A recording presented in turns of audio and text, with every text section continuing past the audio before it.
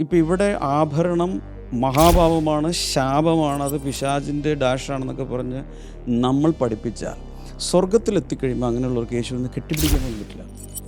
കാരണം മാറത്ത് പൊന്ന ഇനി അടുത്ത് കേൾക്കണോ, കാലി ഔട്ടാൻ പറ്റില്ല. താഴത്ത് താറല്ല, ഇവിടെ ടൈലല്ല, സ്വർണ്ണത്തെരുവീതിയാണ്. എങ്ങനെ കാലി ഔട്ടും? സ്വർണത്തിൽ കാലി ഔട്ട പറന്ന് കിടക്കാം. ഗോൾഡൻ ലാംപ് സ്റ്റാൻഡ്സ് ആണ്, ബ്രാസ് അല്ല, ഇരുമ്പല്ല. ഇപ്പം യേശുവിന് അവിടെ സ്വർണത്തിൻ്റെ അടുത്തൊക്കെ പോയി നിൽക്കാം.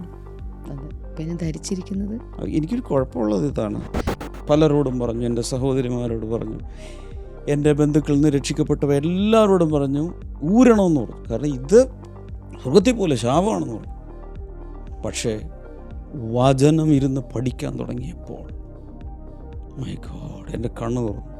കെട്ടുതാലി എന്ന് പറഞ്ഞൊരു സാധനമുണ്ട്. ഇത് വിവാഹം കഴിക്കുന്ന സമയത്ത് ഇതിൻ്റെ അറ്റത്തൊരു സാധനം ഉണ്ടായിരിക്കും. അതാണ് മാല. ഇങ്ങനെ ഭർത്താവ് മണവാളൻ മണവാട്ടിയെ കല്യാണം കഴിക്കുന്ന സമയത്ത് അത് ഇതാണ് ഊരി മാറ്റുന്നത്.